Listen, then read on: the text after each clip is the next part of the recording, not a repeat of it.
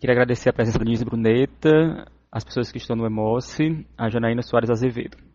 Então, as duas últimas webconferências foram sobre reações transfusionais e sobre transfusão de plaquetas. Então, a gente vai tentar sedimentar os conceitos de reações transfusionais e da transfusão de plaquetas, discutindo casos clínicos com vocês. A gente vai começar falando, mostrando o caso clínico. Eu vou dar um tempo para vocês pensarem, podem interagir pelo teclado. Eu vou tentar responder as perguntas à medida que elas forem feitas. Não precisa esperar para o final para perguntarem, tá ok?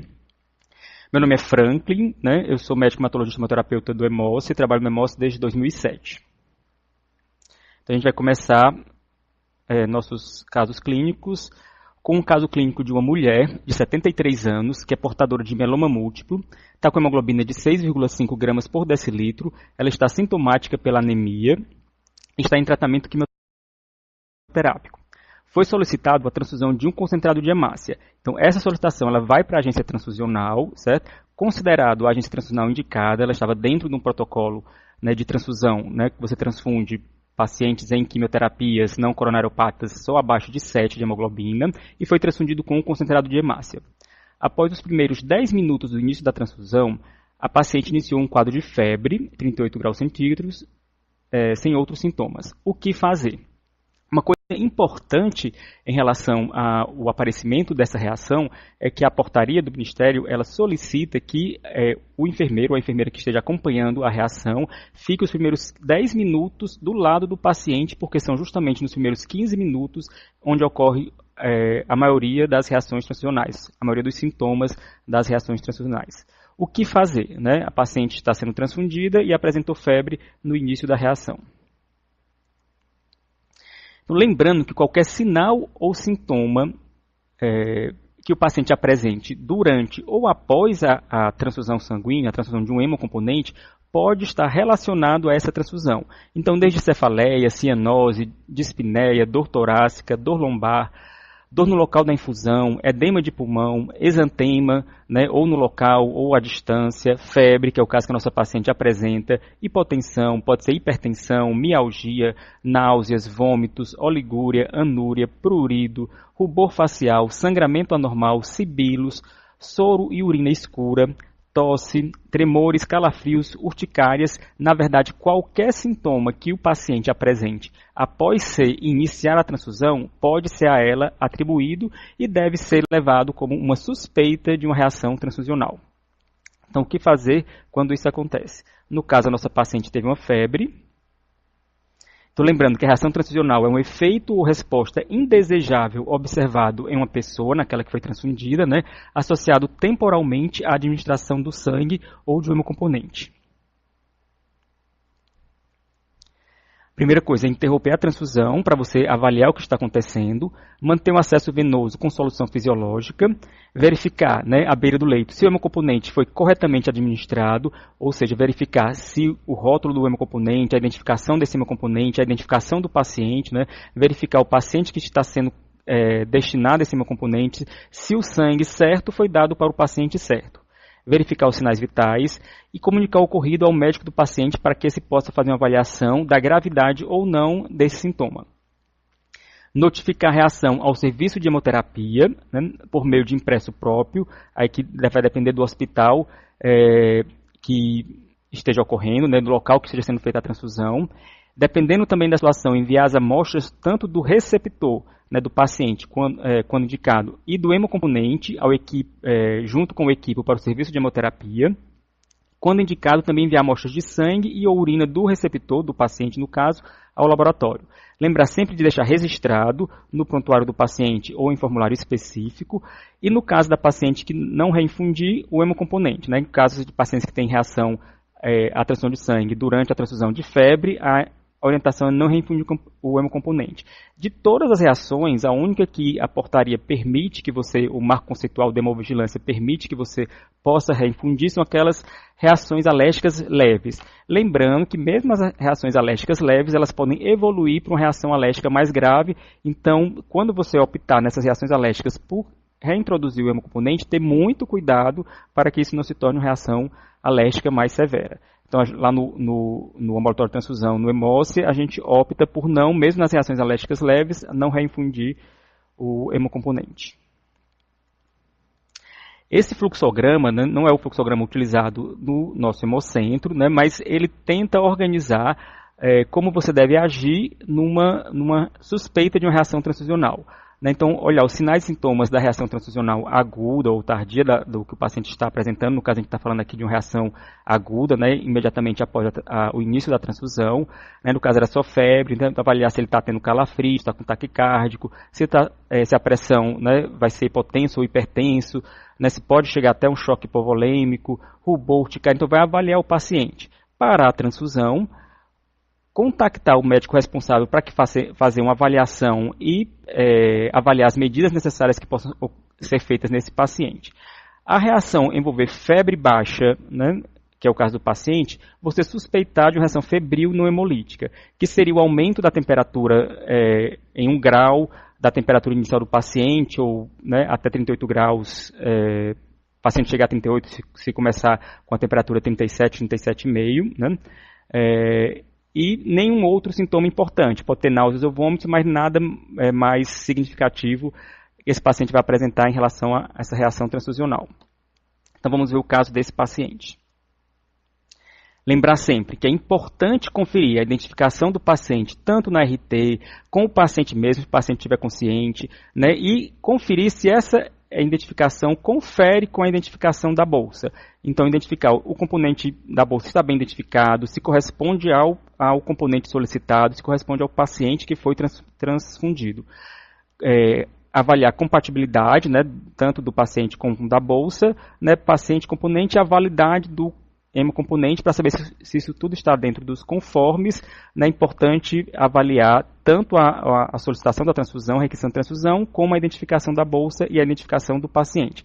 Lembrar que é importante você dar o sangue certo para o paciente certo. Por isso que quem trabalha nos hemocentros, nas agências transfusionais, é chato em relação a exigir o correto preenchimento e legível preenchimento tanto da RT, como também das amostras e da identificação da bolsa a ser transfundida no paciente, isso tudo visando a segurança do paciente. Então esse paciente está com suspeita de uma reação febril não hemolítica, que é a presença de febre, né, temperatura de maior ou igual a 38 graus centígrados, ou com aumento pelo menos de 1 grau em relação ao valor pré-transfusional. Pode ou não apresentar tremores, calafrios, e até 4 horas depois da transfusão. Vai ter ausência de outras causas, tais como contaminação bacteriana, reação hemolítica ou outra condição subjacente. Podem ocorrer náuseas, vômitos e cefaleia. Os sintomas podem ceder espontaneamente. Mas, no geral, quando o paciente apresenta febre, ele é medicado, né, com um antitérmico. O diagnóstico é clínico de exclusão, então você precisa enviar para poder excluir uma reação hemolítica aguda imune, né, ou uma contaminação bacteriana, a amostra da bolsa e do paciente, né, do hemocomponente equipe para o serviço de hemoterapia. Né, deve ser suspendida a transfusão, não reinfundir o hemocomponente e tratar o paciente sintomático com antitérmico e se tiver com calafrios importantes, como a peridina. A principal prevenção é a leucorredução dos hemocomponentes e você pode também utilizar a premedicação com antitérmicos antes da transfusão naqueles pacientes que têm uma história repetitiva de reação hemolítica, reação febril não hemolítica. A portaria ela indica a leucorredução dos hemocomponentes a partir da segunda reação, né, febril não hemolítica, né, o HEMOCE, né, a grande maioria a 99% dos hemocomponentes são leucorreduzidos. A paciente evoluiu bem, teve melhora da febre com medicação, foi reavaliado, né, após pelo médico assistente, optou-se por manter em observação e avaliar a necessidade da transfusão só após as 24 horas. Como foi uma reação febril não hemolítica leve, poderia ser solicitado uma nova bolsa para esse paciente ser refundido no mesmo dia, mas no caso do paciente foi optado por aguardar o dia seguinte para fazer uma nova transfusão. Mas não existe uma contraindicação nesse caso de solicitar um novo hemocomponente sequencialmente a melhora do paciente. As reações transfusionais podem ser classificadas tanto quanto ao tempo do aparecimento da reação, né, a gravidade, a correlação com a transfusão e o diagnóstico da reação. O que é que isso significa? Então, ela pode ser imediata ou tardia. No caso da paciente, foi uma reação imediata que ocorreu em até 24 horas após o início da transfusão, ou seja, que ocorre a partir do início da transfusão, durante a transfusão, ou até 24 horas após o seu início. Ou tardia, quando a ocorrência da reação transfusional é após as 24 horas do seu início de tratamento. Então, a paciente teve uma reação à transfusão, reação transfusional imediata. Ela deve ser classificada também em relação ao grau, né, de comprometimento do paciente, pode ser grau leve, moderado, grave, ou levar mesmo o paciente ao óbito. Isso é uma coisa importante. A gente fala em reação transfusional, lembrar que toda transfusão ela é segura, mas ela não é isenta de risco, e ela pode, quando ela não é indicada, ela só vai estar causando efeitos deletérios ao paciente, quando ela não tem uma real indicação.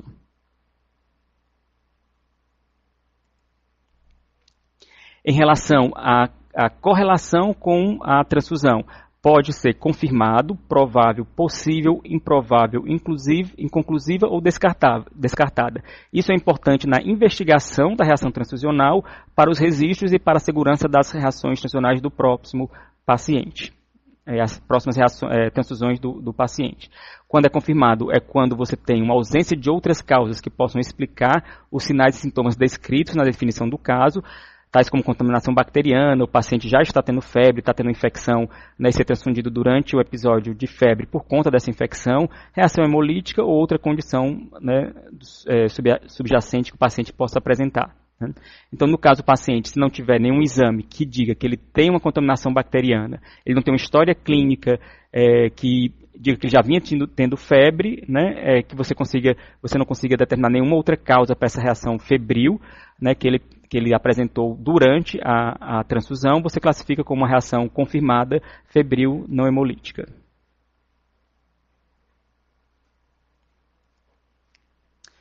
Vamos ao segundo caso clínico. Né? Lembrando que a aula de reação transfusional, né, não é objetivo falar sobre todas as reações, sobre todos os conceitos, foi dada pela doutora Fabiana, né, numa aula anterior. O segundo caso clínico é um homem de 43 anos com leucemia linfóide aguda, em quimioterapia de indução, com hemoglobina de 5,6 gramas por decilitro, sintomático para anemia e sem sangramentos. Foi solicitado a transfusão de 2 concentrados de hemácias. Quando chegou esse pedido na agência transfusional, foi contactado com o responsável técnico da agência, descrito a situação do caso e foi conversado com o médico assistente. A transfusão foi considerada indicada, o paciente estava com menos do que 7 gramas de hemoglobina por decilitro, estava sintomático para anemia, mas foi considerado a quantidade de bolsas solicitadas fora do protocolo do Hemoce. Se o paciente não está sangrando ativamente, você tem poucos motivos para não fazer uma bolsa por vez e reavaliar esse paciente em relação à segunda transfusão. Então, foi considerada a quantidade de bolsas solicitadas fora do protocolo que nós seguimos no Hemoce, foi contactado com o médico assistente, conversado com ele, falado que você não tem um nível de hemoglobina, uma meta de hemoglobina a atingir, o objetivo da transfusão é tirar o paciente da urgência, tirar o paciente desse sintoma de anemia, deixá-lo confortável, certo? E minimizar os efeitos deletérios da transfusão dos hemocomponentes. Então foi contactado com o médico assistente do paciente e acordado transfundir um concentrado de hemácia e depois reavaliar o paciente a necessidade do segundo concentrado de hemácia. Então se o paciente não está sangrando, você não tem um nível de hemoglobina a atingir, você pode transfundir uma bolsa num dia, e se o paciente permanecer estável, ou melhorando os sintomas da anemia, né, e permanecer estável, você reavaliá-lo no dia seguinte para saber como é que está o nível de hemoglobina dele, como é que está principalmente a situação clínica desse paciente. Lembrando que a transfusão, a transfusão de concentrado de hemácia, ela não visa atingir um nível de hemoglobina específico, e sim tirar o paciente de uma situação em que possa estar acarretando risco de vida a esse paciente ou a prejuízo de algum órgão desse paciente. Então foi transfundido um concentrado de hemácia nesse paciente e após os primeiros 5 minutos do início da transfusão, eu quis deixar registrado os primeiros 15 minutos da transfusão como os minutos onde se observam a maioria dos sinais, né, das reações transfusionais, né. Então, nesse paciente foi nos primeiros 5 minutos, né, iniciou um quadro de febre alta, 40,5 graus centígrados, um calafrios, hipotensão endotorácica, né. O que fazer, como agir em relação a esse paciente? Então, sendo repetitivo, né, para tentar fixar, né, os conceitos, então, interromper a transfusão. Sempre interromper a transfusão. Está com suspeita de uma reação transfusional, né, e o paciente está recebendo o hemocomponente, interrompa a transfusão.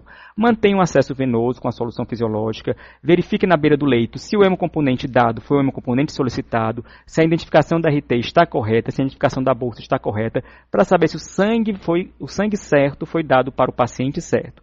Verificar os sinais vitais do paciente, comunicar o médico comunicar o ocorrido, a reação ao médico paciente, para que esse médico possa avaliar e instituir as medidas necessárias. Notificar a reação ao serviço de hemoterapia, né, por meio de impresso próprio. Enviar as amostras do receptor quando indicado, né, o hemocomponente e seu equipo para o serviço de hemoterapia. Então isso se repete em todas as reações transfusionais, né, lembrando que as amostras, dependendo da reação, só quando forem indicadas, né. Também, quando indicado, enviar amostras de sangue e ou urina do receptor ao laboratório. Registrar no prontuário, é importante sempre registrar aquilo que se faz, a gente tem que ter essa cultura do registro, né? A gente precisa ser rastreado em todos os nossos passos, não reinfundir um componente. Nesse caso, a suspeita de uma reação hemolítica aguda imunológica, né, que pode dar uma gama de sintomas. Lembrando que essa reação ela é grave, ela pode causar o óbito, né, e ela ocorre, pela grande maioria das vezes, pela não correta identificação ou do paciente, ou da RT, ou do hemocomponente. Então, ela ocorre, na grande maioria das vezes, por erro humano. Pode dar desde ansiedade, agitação, sensação de morte iminente, tremores, calafrios, rubor facial, febre geralmente alta, dor no local da venopulsão, dor abdominal, lombar ou dor em flancos, hipotensão arterial, sangramento pelo nariz, oligúria, anúria, insuficiência renal, né, hemoglobinúria, né, hemoglobina na urina, coagulação intravascular disseminada, sangramento no local, venopulsão, choque e até mesmo o óbito do paciente. Então, aqui é aquele nosso mesmo fluxograma, né? Então, você vai verificar os sinais e sintomas da reação transfusional, parar a transfusão e contactar o médico responsável, avaliar o sintoma. Suspeita de incompatibilidade ABO, se sim, sempre checar o hemocomponente, checar a identificação do paciente, certo? Encaminhar a amostra da unidade, do equipo, de amostras do paciente pré e pós-transfusional para análise no banco de sangue, certo? E dar suporte de terapia intensiva, manter esse paciente em observação, porque é considerado uma reação grave. O que é a reação hemolítica aguda imunológica? É a rápida destruição dos eritrócitos durante a transfusão ou até 24 horas após, geralmente por incompatibilidade ABO, mas também pode ser por outro sistema eritrocitário. Para você dar o diagnóstico, né, da reação aguda imunológica, para você comprovar que ocorreu uma reação hemolítica aguda imunológica, precisa ter o teste de hemólise positivo na amostra do paciente e pelo menos 2 ou mais dos seguintes resultados. Um TAD, um cumbis direto positivo, um TAD positivo para anti-GG ou anti-C3, o teste de eluição positivo, o LDH elevado, a desidrogenase lática elevada, né, que fala em relação à hemólise, a bilirrubina indireta elevada, a queda da hemoglobina e hematócrito, a aptoglobina baixa, hemoglobina na urina e fibrinogênio baixo ou hemoglobina livre aumentada. Então são sinais de hemólise, de coagulação intravascular disseminada que esse paciente vai apresentar, né, são sinais que podem levar a uma gravidade importante esse paciente precisar de diálise, precisar de cuidados intensivos e até mesmo levar o paciente a óbito. Lembrar de sempre interromper a transfusão, conferir os dados da bolsa, conferir os dados do paciente. Lembrar que se houve uma troca da bolsa, existe outro paciente que pode estar em risco para ter uma reação aguda, uma reação hemolítica aguda imunológica, e que essa reação ela pode levar ao óbito do paciente, né? É estimado que o número de mortes relacionadas a esse tipo de reação seja de 1 para cada 1 milhão de unidades transfundidas. Sua principal causa deve-se principalmente aos erros de identificação do receptor ou das amostras, né, coletadas para os testes pré-transfusionais. Então, a prevenção é principalmente a atenção, o cuidado e o zelo na identificação, tanto da RT, como das amostras pré-transfusionais, como desse hemocomponente. Por isso que quem trabalha nos hemocentros tem um cuidado e uma preocupação, certo? E uma exigência para que sejam cumpridas as normas de bom preenchimento, a letra legível, que você possa identificar o sangue certo para o paciente certo. Isso tudo visa a segurança do paciente.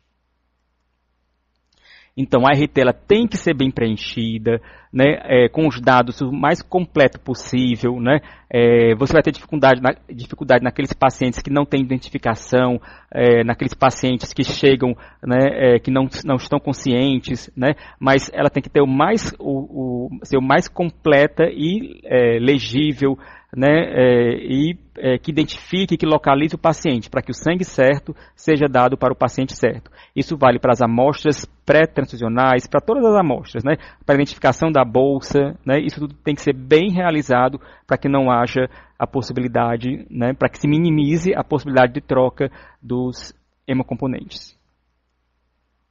Ela também deve ser classificada como leve. Leve, quando a reação hemolítica aguda imunológica, ela não vai ser, né, ela vai ser de moderada a grave, podendo causar até óbito. Confirmada, provável, possível também vai depender dos testes que você vai realizar nessas bolsas que confirmam a hemólise, que confirmam, né, que esse paciente houve uma troca, né, de bolsa e foi dada uma bolsa incompatível para esse paciente. Eu vou, se vocês quiserem comentar alguma coisa em relação a esse caso, eu vou deixar um tempo para ver se vocês comentam e eu possa esclarecer.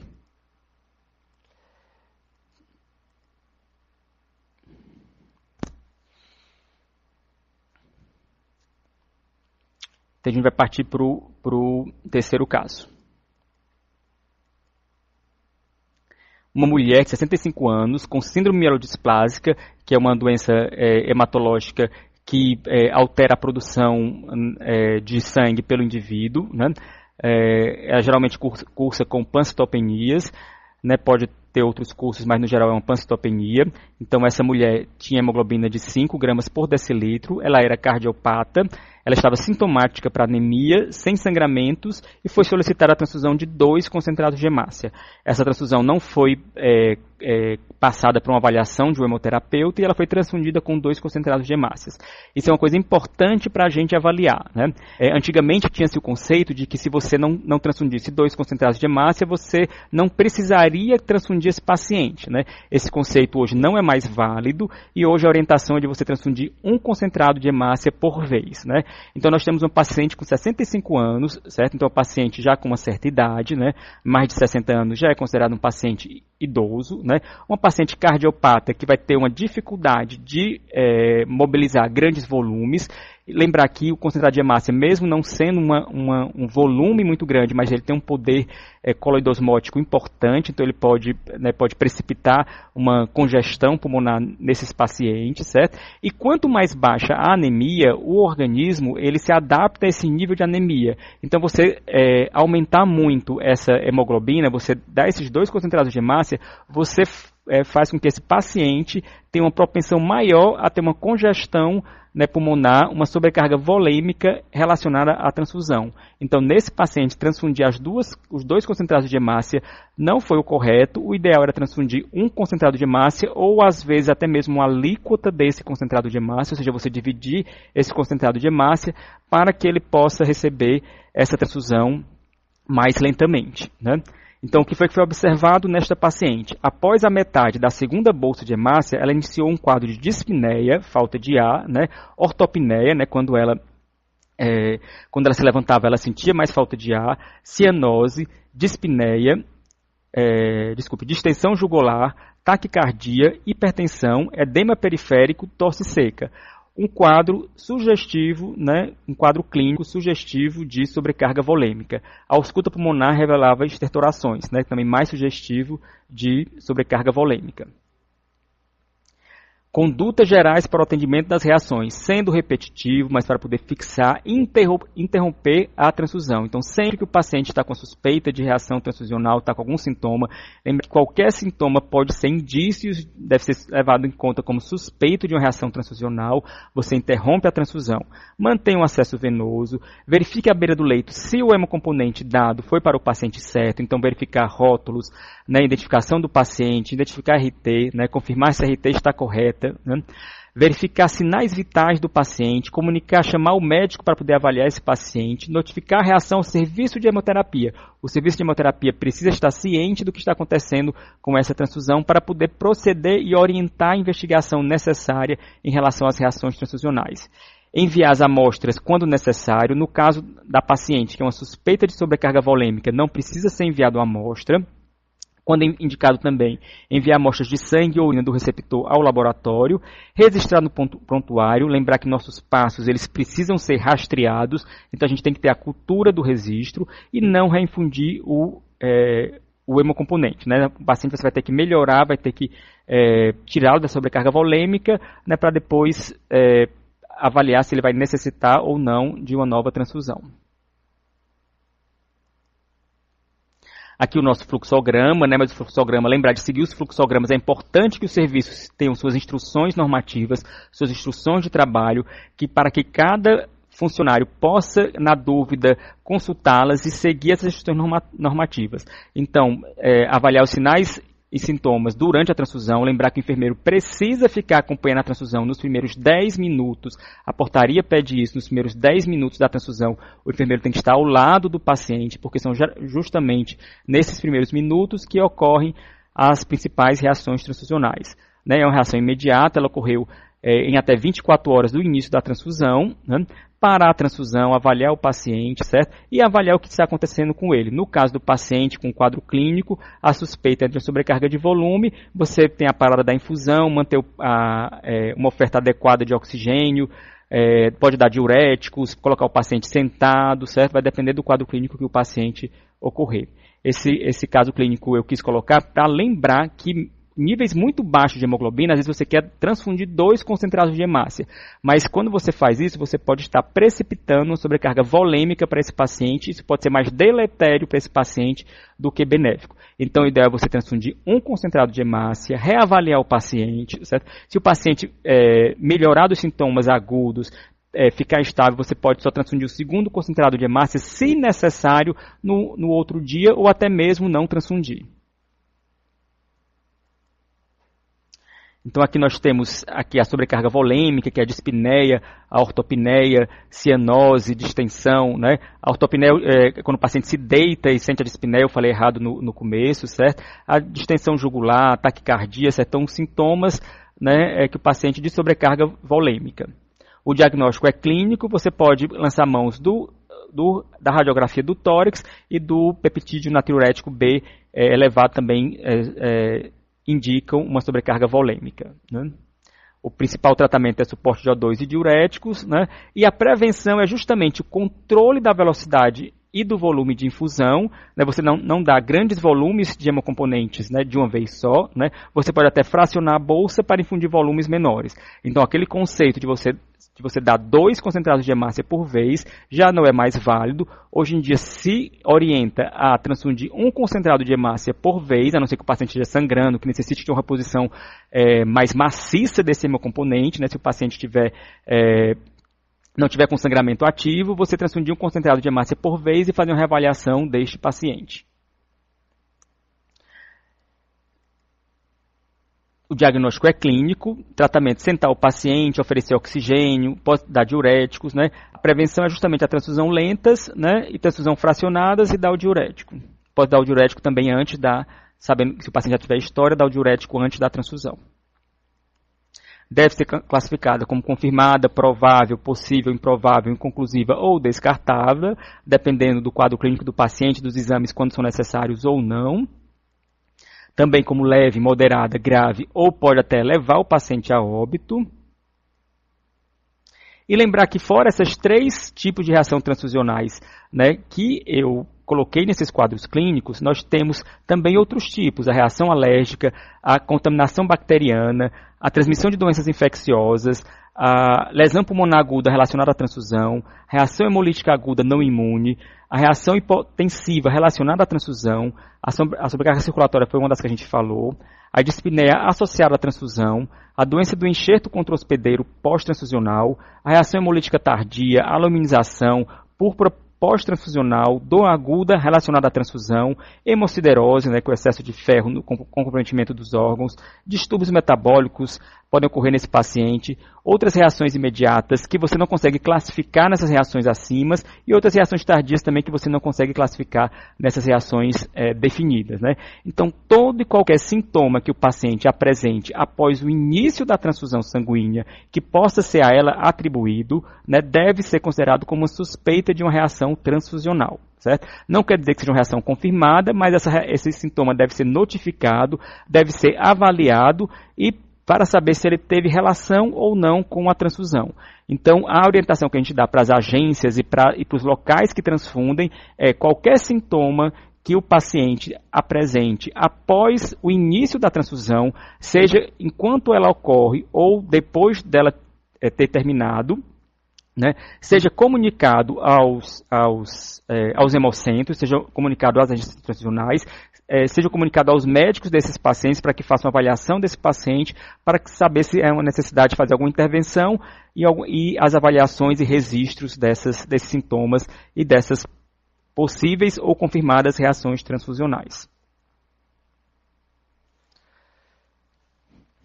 Então, comunicar a reação transfusional ao serviço de hemoterapia produtor desse hemocomponente e a autoridade sanitária também responsável por essa vigilância. Né? Essa comunicação ela é condicionada ao tipo de reação transfusional. Quando ela é muito incidente, quando ela é grave ou moderada, ela deve ser comunicada. Né? Quando ela é leve, dependendo da incidência, ela não vai ser comunicada. O serviço onde ocorreu a reação transfusional, onde foi transfundido o paciente, deve ser responsável pela investigação se isso foi uma reação transfusional ou não, deve se comprometer em registrar essa reação nos prontuários desses pacientes, né, deve se responsabilizar pela comunicação e a notificação dessas reações quando for necessário. O serviço de hemoterapia produtor do hemocomponente deve se responsabilizar principalmente pela retrovigilância, ou seja, rastrear as causas, as possíveis danos das soroconversões que ocorrem nos pacientes ou nos doadores desses hemocomponentes. O marco conceitual e operacional da hemovigilância, né, a nova versão foi publicada em 2015 e pode ser consultada no portal da Anvisa facilmente para quem quiser ter uma melhor, né, um aprofundamento nesse assunto que são as reações transfusionais. Né? Então eu vou deixar uns 2 minutos em aberto para que vocês possam perguntar alguma coisa em relação às reações transfusionais. Não necessariamente em relação a esses 3 casos de reação transfusional que eu falei, mas podem também perguntar em relação a outros casos de reação transfusional. Então, eu vou deixar um pouco em aberto para vocês.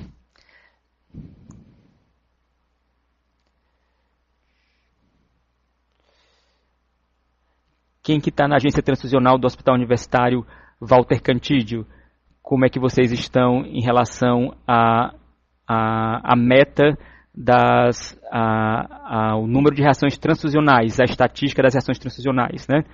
É esperado que tenha de 1 a 3% das reações transfusionais, mas elas, no geral, elas são subnotificadas, né? Então a gente tenta incentivar o reconhecimento dessas reações transfusionais. Né? Lá no setor de transfusão, né, a gente tem cerca de 1, às vezes menos do que 1% de reação transfusional em relação às transfusões que ocorrem no ambulatório de transfusão do hemócito, né? Aqui a agência transfusional do HU, né, fala que está em torno de 2%, um pouco mais de 2%, que é o esperado pela literatura. Se você encontrar uma agência transfusional que tenha 0% de reação transfusional, essa agência ela deve ser questionada, né? A gente assim, não pode, a gente quer que tenha reação transfusional, porque só tem reação transfusional quem transfunde, certo? Então, se tiver 0, é porque não estão sendo investigadas, não estão sendo notificadas, não estão sendo reconhecidas essas reações transfusionais. Então, você ter 0 de reação transfusional é um sinal de alarme para que você faça um treinamento da equipe para que possa ser melhor reconhecido os sintomas e sinais de transfusional.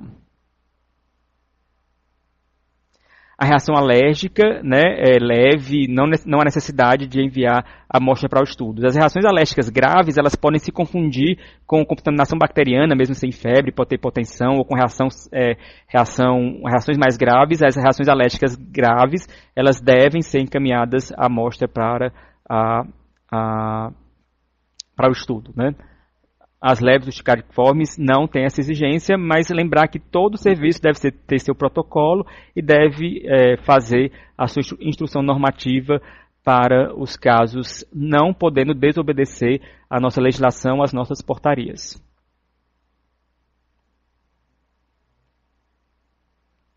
Então vamos passar agora para falar sobre casos clínicos de transfusão de plaquetas. No final também, se alguém quiser fazer alguma outra pergunta sobre reação transfusional, posso te sentir à vontade, certo? Agora a gente vai falar sobre transfusão de plaquetas, que foi uma aula anteriormente dada pela doutora Andréa Alcântara. Então vamos aos casos clínicos. São casos clínicos bem parecidos, porque a intenção desses casos clínicos é tentar fixar conceitos, conceitos para que da boa prática transfusional. Então é um homem de 50 anos que está com quadro de sepse, estava no UTI, com plaquetas de 55 mil por decilitros. E estava programado uma punção de acesso central, né, para a infusão das medicações desse paciente. Foi solicitada a transfusão de plaquetas pré-procedimento. O paciente não tinha histórico de disfunção plaquetária, né? Então o que você fazer? Libera essas plaquetas ou não libera essas plaquetas? Eu vou deixar uns 10 segundos para vocês pensarem, enquanto eu vou passar o próximo slide.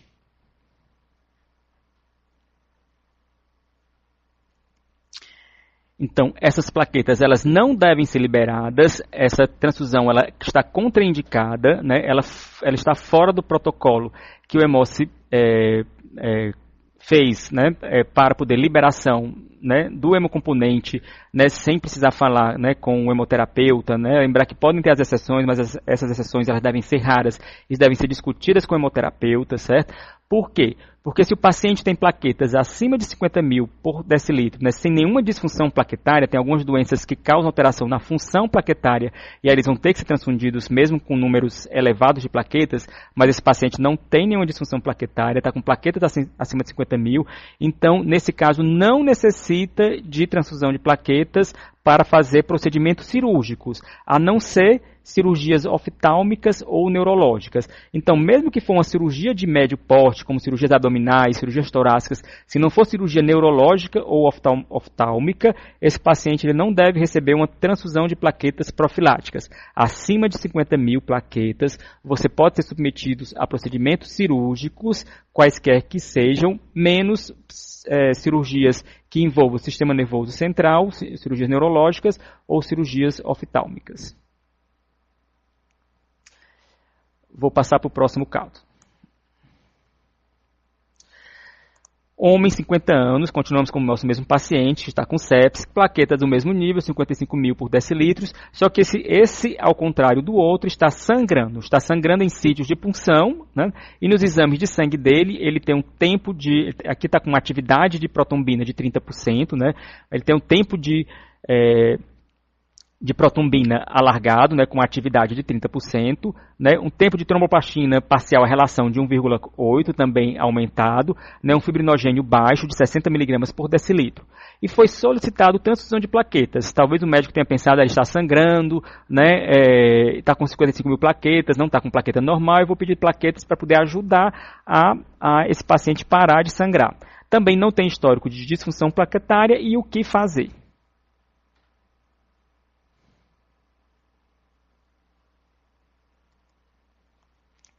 Também contraindicado a transfusão. Plaquetas acima de 50 mil por decilitro, certo? E não tiver nenhuma disfunção plaquetária, esse sangramento que o paciente apresenta não é por conta da plaqueta. Lembrar que a plaqueta é apenas uma dos mecanismos que o organismo utiliza, que necessita para que possa ter uma boa hemostasia. Esse paciente tem o tempo de protombina alterado, uma atividade de 30%, o tempo de tromboplastina também alterado em relação ao controle de 1,8 e o fibrinogênio baixo. Então ele tem todos esses motivos para estar sangrando, menos a quantidade de plaquetas. Plaquetas acima de 50 mil, se o paciente não tiver uma disfunção plaquetária, não é por conta da plaquetometria, do número de plaquetas, que ele vai estar sangrando. Então, nesse caso, o paciente também não necessita de transfusão de plaquetas. O que ele precisa é de repor os fatores de coagulação, através do plasma fresco congelado, crioprecipitado, ou se você souber algum fator específico, esse fator específico estiver à disposição, utilizar esse fator específico. Vocês podem me interromper, né, durante a apresentação e fazer alguma pergunta, mesmo que eu tenha passado para o caso seguinte. Então vamos passar para o caso seguinte. Então nós não estamos transfundindo plaquetas em ninguém hoje. Vamos ver se continuamos assim. Nosso homem continua lá na UTI com 50 anos, continua em sepse, plaquetas também 50 mil, né, por decilitro. 50 mil é o número, né, utilizado como ponto de corte, né, para se o paciente que nós estamos utilizando, paciente sangrando, vai precisar ou não de plaquetas, certo? Necessitou ser abordado cirurgicamente para a resolução de abscesso abdominal. Né? Após a cirurgia, continuava com 55 mil plaquetas, né? E foi observado sangramento em sítio cirúrgico. O TAP, TTPA e fibrinogênio dessa vez estavam normais. Nesse caso, o paciente está sangrando por sítio cirúrgico, abdominal, né, pode ser grave. Foi solicitada a transfusão de plaquetas sem histórico também de disfunção plaquetária. Então, a mesma coisa como anteriormente. Paciente com plaquetas acima de 50 mil, o sangramento não é pelo esse número de plaquetas, certo? Então, foi contraindicada a transfusão, esse paciente necessita de uma abordagem cirúrgica, certo? Então, acima de 55 mil plaquetas, mesmo o paciente sangrando, ele não tiver uma disfunção plaquetária, ele não está sangrando por esse número de plaquetas. Tem que ser investigada a causa desse sangramento, né? E ele também não necessita de transfusão de plaquetas profiláticas para procedimentos cirúrgicos. A gente não vai conseguir abordar todas as situações de transfusão de plaquetas. Se vocês tiverem alguma situação que queiram discutir, a gente está à disposição. Nosso homem de 50 anos na UTI continua lá com sepsis. Dessa vez, as plaquetas estão em 45 mil por decilitro e necessitando daquela mesma punção de acesso central. Foi solicitada a transfusão de plaquetas e ele também não tinha história de disfunção de plaquetária. E aí, está abaixo de 50 mil. Vai fazer uma punção, não está sangrando, mas vai fazer uma punção de acesso central. Qual a conduta a ser tomada? Vamos liberar ou não vamos liberar essa plaqueta? Então, plaquetas abaixo de 50 mil, com uma perspectiva, com uma programação de fazer um procedimento cirúrgico, certo? Lembrando que esse procedimento cirúrgico, ele não é nem oftálmico, nem sistema nervoso central, nem neurológico, certo? Mas se tiver abaixo de 50 mil, vai precisar ser transfundido. Então, foi liberado plaquetas pré-procedimento. Então, quando está abaixo de 50 mil e precisa fazer um procedimento cirúrgico, é recomendado, também dependendo do serviço, tem serviços que fazem alguns procedimentos com 30 mil plaquetas, né? Mas no geral a literatura fala em 50 mil para procedimentos cirúrgicos, desde punção de acesso central, punção licórica, né, cirurgias abdominais. Então a literatura no geral utiliza o limite de 50 mil para transfundir as plaquetas nesses pacientes pré-procedimento, né? Alguns centros utilizam níveis mais baixos para determinados procedimentos, mas isso deve ser avaliado em cada centro. Mas níveis mais altos não são recomendados. Nosso homem de 50 anos saiu da UTI, mas descobriu um nódulo cerebral, certo? Então ele está com uma suspeita de neoplasia intracraniana, né? As plaquetas estão em 95 mil, já deu um salto, né, dos 55 mil, 45 mil que ele tinha anteriormente para 95 mil, né, por decilitro, mas necessita de uma abordagem cirúrgica cerebral. Foi solicitado transfusão de plaquetas pré-procedimento cirúrgico, ele também não tem histórico de disfunção plaquetária, e o que fazer nesse paciente? Aqui nós vemos que as plaquetas estão acima de 50 mil, e ele vai fazer um procedimento cirúrgico. Um procedimento cirúrgico que envolve o sistema nervoso central. O que você vai fazer? Você vai transfundir ou você não vai transfundir pré-procedimento? Então, lembrando que para procedimentos cirúrgicos oftálmicos ou em sistema nervoso central, você precisa ter plaquetas de pelo menos 100 mil. Esse paciente está com menos de 100 mil plaquetas, vai fazer uma cirurgia em sistema nervoso central, então ele deve ser transfundido com plaquetas pré-cirurgia. Vamos mudar um pouco o nosso caso, né, nosso foco. Nós temos agora um jovem masculino de 16 anos com anemia aplásica grave, né, que é uma doença que a sua medula óssea ela não vai estar sendo substituída por tecido adiposo, e você não vai estar produzindo os componentes do seu sangue, né, nem as hemácias, nem os granulócitos e nem as plaquetas também. Ele foi recém-diagnosticado, é um caso novo, e estava com plaquetas de 4 mil por decilitro. A gente está bem abaixo do normal, né? O normal é de 130, né, a 450 mil, ele está com 4 mil plaquetas por decilitro, né? Está sangrando, está com sangramento por gengiva, e a tipagem do paciente ela é a RH positivo. Foi solicitado transfusão de plaquetas por aférese, né? Pediram para ser ABO isogrupo, isso significa que o médico que solicitou queria uma plaqueta A, e também esse médico solicitou uma plaqueta RH idêntico, né? Lembrar que as plaquetas ela possuem os antígenos do sistema ABO, né? Mas do RH as plaquetas não possuem antígenos do sistema RH, certo? Mas o médico que solicitou que a plaqueta fosse uma plaqueta também A positivo. Só que, nesse dia em particular, no hemocentro tinha plaquetas, só que ele só dispunha de plaquetas simples, aquelas plaquetas que você consegue através de sangue total, né, através de métodos de centrifugação, né, a frio, a conhecida CP5, as plaquetas simples ou randômicas, do grupo O, né, e dos pacientes que são RH positivos. O que fazer? O paciente ele é A positivo, o médico está pedindo plaquetas por aférese também A positivo, né? O que vocês vão fazer? Vocês vão ligar para o médico, vocês vão se desesperar, vocês vão ligar para outros hemocentros, né? Vocês vão pedir plaquetas em São Paulo, em Natal, né? No Pará, que tem um hemocentro forte, né? O que vocês vão fazer, né? O que nós vamos fazer. Primeiro, essa transfusão de plaquetas, ela está indicada, né? Então, plaquetas abaixo de 10 mil, por si só, certo? Já na grande maioria dos casos, na imensa maioria dos casos, quando o paciente tem plaquetas abaixo de 10 mil, você já deve transfundir esse paciente como profilaxia de sangramentos com risco de vida. Sangramentos em sistema nervoso central ou no trato gastrointestinal que você não consiga cessá-los e possa levar o paciente a óbito. Então, pacientes com abaixo de 10 mil plaquetas, né, você deve pensar numa profilaxia, transfundir profilaticamente essas plaquetas para evitar sangramentos com risco de vida. Então, esse paciente estava com 4 mil de plaquetas. Lembrando que aqueles pacientes que vão ficar cronicamente com plaquetas baixas, pode ser o caso de paciente anemia plásica, podem suportar níveis mais baixos do que os 10 mil de plaquetas sem nenhum sangramento. Mas esse paciente era um paciente recém-diagnosticado, então com ele com 4 mil plaquetas, né, sangrando por gengiva, né, também o paciente está sangrando, ele tem uma indicação formal de ser transfundido por plaquetas. Então o que o hemocentro fez, ele liberou a transfusão de plaquetas simples, desleucocitadas. No caso, o hemócito está produzindo só plaquetas desleucocitadas, Quando você faz plaqueta simples, a dose que você usa é a unidade a cada 10 kg do paciente. Então, foi constatado que esse paciente tem uma indicação formal de ser transfundido por plaquetas, uma indicação urgente.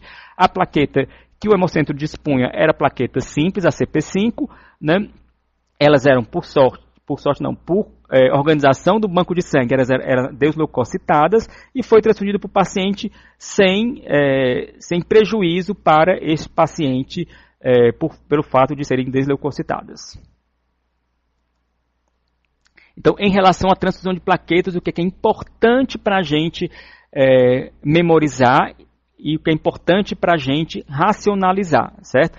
Se possível, nós preferimos plaquetas ABO isogrupo. Então, aquele paciente em que o médico pediu, o médico estava certo, ele queria uma plaqueta isogrupo, certo? Se possível, a gente teria dado a plaqueta A para esse paciente. Por quê? Porque tem um melhor rendimento da recuperação plaquetária nesse paciente quando você faz a plaqueta ABO isogrupo. Então, quando você faz... nem ABO isogrupo, ABO compatível, né? Ou seja, quando você faz A para A ou O para A, certo? Então, quando você faz plaquetas ABO compatíveis, né? Eu botei aqui no slide isogrupo, mas quando você faz plaquetas ABO isogrupo. Então, naquele paciente, você dá uma plaqueta A, né, ou O, vai ter um melhor rendimento, porque as plaquetas têm antígenos do sistema ABO e elas vão ter um melhor rendimento nesse paciente. Mas na falta da plaqueta ABO compatível, só corrigindo aqui, né, o slide não é isogrupo, é compatível, qualquer outro grupo de plaquetas ABO pode ser utilizado, né? Então, se fosse uma plaqueta B, seria uma plaqueta B, se fosse uma plaqueta AB, seria uma plaqueta B. Crianças menores precisam ter um pouco de um cuidado a mais em relação às aglutininas contidas no plasma, em que a bolsa de plaquetas é constituída, certo? Então, na falta da plaqueta ABO compatível, certo? Aí não vai ser nem isogrupo, aquele paciente receber plaqueta O, ele também vai ter um bom rendimento plaquetário, certo? Você pode dar qualquer plaqueta ABO não ABO, né, compatível, né? Podia ser B, podia ser AB, e esse paciente também iria se beneficiar dessa transfusão de plaquetas, né? Aí tem algumas particularidades. As mulheres que podem ter uma futura gravidez, certo? Então, aquelas mulheres jovens, geralmente consideradas mulheres abaixo de 50 ou 45 anos, no Hemocentro a gente prefere considerar mulheres com idade abaixo de 50 anos, certo? Você deve preferir, se a mulher for RH negativa, certo? Preferir plaquetas RH negativo. Se ela for positivo, aí não tem nenhum problema. Mas se a mulher for plaqueta RH negativo, você deve preferir plaquetas RH negativo. Caso não haja plaquetas RH negativo, você confirmar com o médico assistente a urgência da transfusão, certo? Se realmente for uma urgência de transfundir essa paciente, certo? A paciente ela é RH negativo, então ela vai ser transfundida com plaquetas RH positivo, certo? E você aplicar a imunoglobulina anti-D, né, de preferência nas primeiras 72 horas, mas você pode dar até 30 dias após a transfusão. E se você não tiver arrogan, né, e só tiver plaquetas RH positivo e a paciente estiver em risco de vida pela plaqueta, né, pelo número de plaquetas baixo, você deve dar, né, essas plaquetas RH positivo mesmo sem a possibilidade de fazer arrogan. Então, de preferência, fazer as plaquetas RH negativo numa mulher RH negativo, né, capaz que tenha possibilidade de engravidar no futuro, certo? Se não tiver RH negativo, pode fazer plaquetas RH positivos, de preferência aplicar arrogan, certo? Para poder evitar a aluminização e uma possível doença hemolítica perinatal futuro dessa paciente. Vamos ver aqui. A imunoglobulina é disponibilizada pelo Hemocentro. A imunoglobulina ela é disponibilizada pelo Hemocentro. Vocês podem entrar em contato com a distribuição para poder, nos casos em que mulheres abaixo de 50 anos, RH negativo, que vão receber hemocomponentes positivos, poderem receber a imunoglobulina. Ela é disponibilizada pelo Hemocentro, sim. Não há uma coisa que é importante a gente ressaltar. Não há justificativa até o momento, nós estamos em 2016, não há justificativa na literatura, certo? Até o momento, para preferir plaquetas por aférese, certo?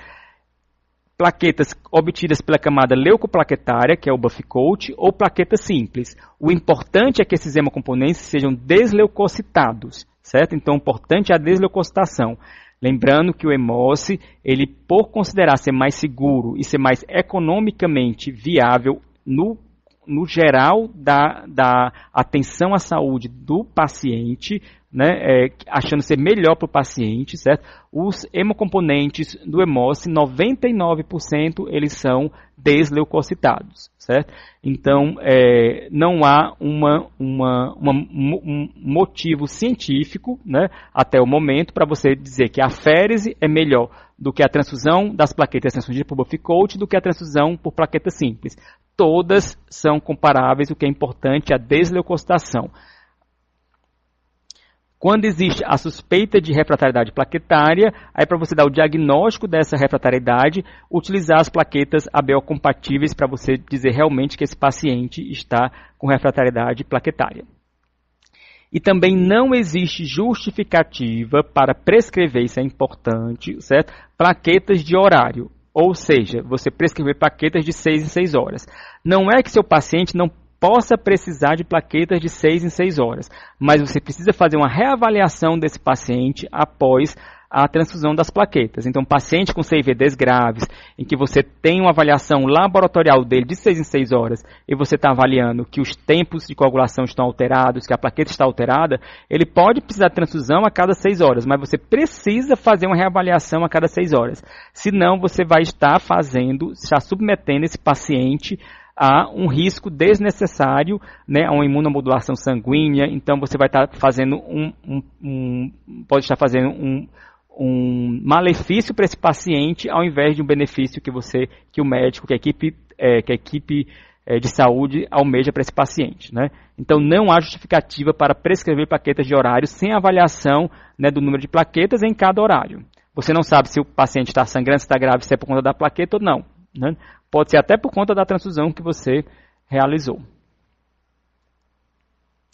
O Hemoce, em relação às plaquetas, produz no momento pool de plaquetas produzidas por Buffy Coats de 4 a 5 doadores, né? A gente junta esse pool de plaquetas em uma bolsa, né? Isso equivale a uma dose de plaquetas em adultos. Também produz plaquetas por aférese de um doador, né? Que também equivale a uma dose de plaquetas por adulto. Nós raramente estamos produzindo, né, atualmente, né, plaquetas simples CP5. Isso em toda a nossa hemorrede. Lembrando que se não houver doador, não existe hemoterapia, 2 chances, 2 sangue. Todos nós somos responsáveis pela captação de doadores. Se não houver doador, não existe hemocomponente para ser transfundido naquele paciente que está no hospital precisando. Então lembrem-se disso quando nós vemos nossos pacientes. Se nós não incentivarmos a doação, nós não vamos ter hemocomponentes para aplicar nesse paciente. Então eu queria deixar aberto, queria agradecer a todos vocês a presença, lembrar que esse ciclo de palestras é direcionado para as agências transfusionais, mas todos podem né, assistir, todos devem assistir, né, que puderem, né? A gente faz essas aulas com bastante cuidado, né, para tentar passar, né, informações importantes e informações relevantes para todos vocês.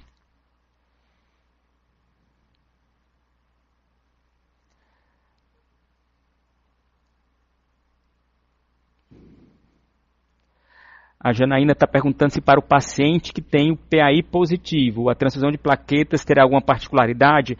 A portaria ela pede para, na transfusão de plaquetas, fazer o PAI, né, também, né, nesses pacientes, certo? Mas se não for uma criança muito pequena, não tem nenhuma particularidade importante em relação ao paciente apresentar o PAI positivo, mesmo a portaria pedindo para fazer a pesquisa do anticorpo irregular nas transfusões de plaquetas também.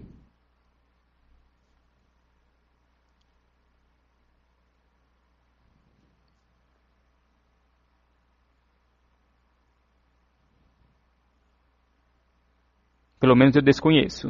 Se eu estiver dizendo alguma coisa errada, depois nós nos consertamos na próxima exposição.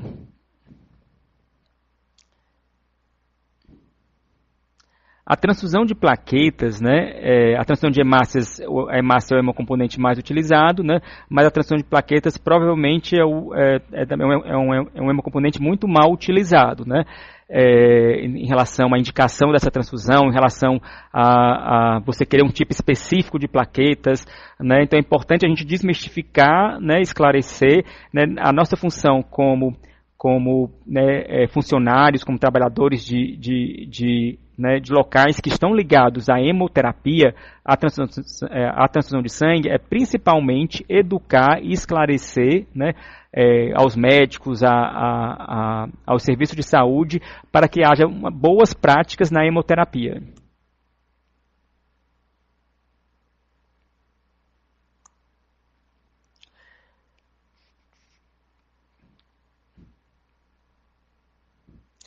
Então, eu queria agradecer a todos vocês que participaram da aula, né, queria registrar a presença da Agência Transicional do Hospital Universitário Walter Cantídio, da Brígida, da doutora Denise Bruneta, né, queria agradecer a doutora Denise Bruneta pela orientação nessa aula, né, depois ela vai corrigir alguma coisa dita, né, indevidamente.